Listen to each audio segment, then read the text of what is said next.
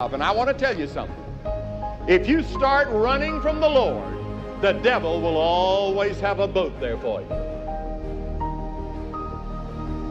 And you'll always have the money to pay the way.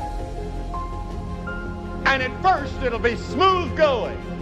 You'll say, boy, I've made the right choice. I know I'm not doing God's will, but I'm doing what I want to do, and I know that I have made the right choice. But after a while, you're going to start running into some rough seas. Then the storms and the hurricanes and the tornadoes and the rocks and the reefs are going to come. No man ever turned away from God and found happiness and peace and joy that was permanent and lasting.